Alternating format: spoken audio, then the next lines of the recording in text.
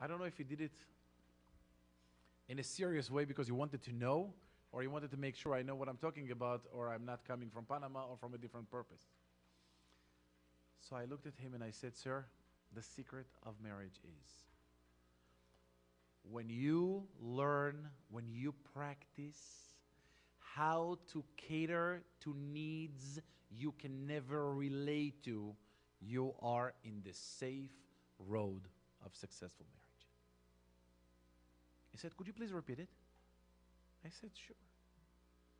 When you prepare to cater to needs you cannot relate to, you are in the right road of a successful marriage. It takes a lot of work to learn what a woman is. It takes a lot of work to know what a man is.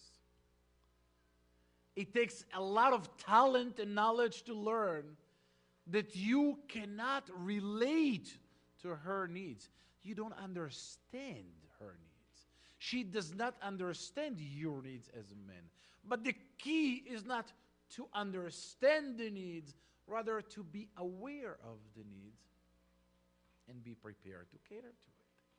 It's a lot of work. It's a lot of work to learn how to communicate with a woman. It's a lot of work to learn how to communicate with a man. Because every single rule you had in life up until this point, it's irrelevant anymore. Now life has changed. It's so easy to have a beautiful life when you know it. It's much easier to have a beautiful life if you are able to practice it. But the first thing to do is to get out of this la la land and understand that one day, soon enough, you will face reality. And what kind of reality you're going to have is only depending on one thing, on how much you know about marriage, how much you were prepared.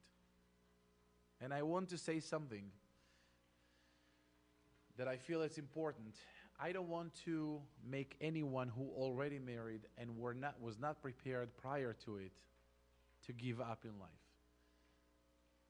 But if we just take the commitment, if we just take the understanding that we need to learn, and we need to spend the time necessary to learn what marriage is all about, I have to admit that we can affect the quality of our life immediately. Just get the education necessary. Unless you are married and your life is beautiful anyways. Unless you're married and your life is beautiful and everything goes by default to the best way possible. In that case, please do not take an education. You don't need it. But the reality, brothers and sisters, is not like this. The reality is bad. The reality is very bad. And there was one small incident that I learned that taught me so badly how difficult the reality is. And this has to do with a small story, small and powerful, of one mother that came to me, crying. I said, ma'am, what happened? She said, you have to understand that I had today the biggest shock of my life. The biggest shock of your life. What happened? She said, you know my son Eric, who is in 3rd grade?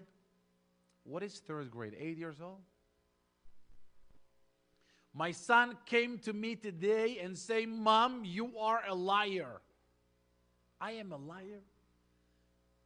Mom, you never told me that we are poor. My dear son, what did you drink? We are poor? What do you mean we are poor? We're not poor. He said, Mom, you're lying again. You're lying again. We are poor. Why didn't you tell me? You can tell me anything. She said, Eric, what happened? What are you talking about? We're not poor. He said, Mom, let me explain it to you, okay? Every single child in my class has 2 homes. A house of the father and the house of the mother. They have two homes. We are the only one that have one home.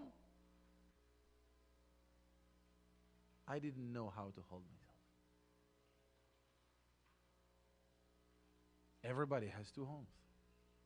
It's become common. It's become normal. We are facing a challenge in marriage. We right away decided we're not going to deal with this. We're not for each other. We did not meant to be together. Too much headache. I had a guy came to me, said, I want to get divorced. I said, what happened? He said, too much paperwork. Too much paperwork. It's a lot of work. Forget about it. He's right. It's a lot of work. But guess what? The reward for this is such a big reward. When you really know what you're doing, you are going to have such a life that nobody else would ever achieve that goal. But you will if you only know what you're doing. The third suggestion that I would like to suggest, and please God, one day we will have to develop it a little bit more.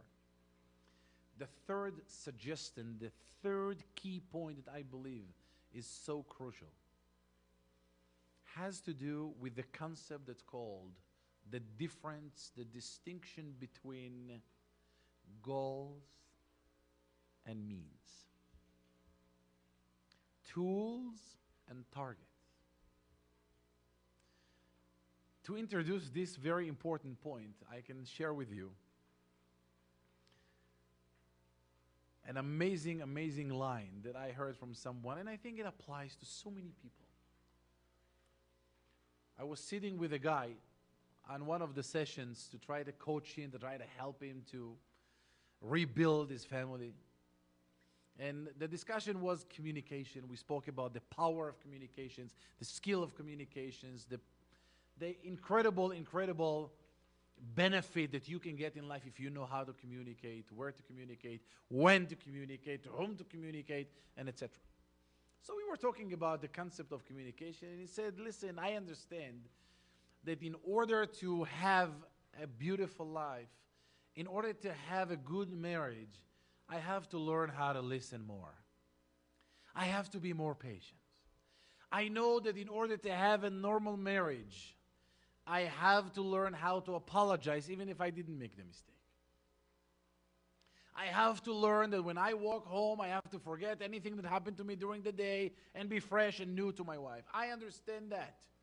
I understand that in order to be married, I have to work hard. But there is one thing I don't understand. Why do I want to be married? What is the goal of marriage? I know that in order to be safe and to survive my marriage, I have to use those tools. True. But why do I want to be married to begin with? And it's incredibly amazing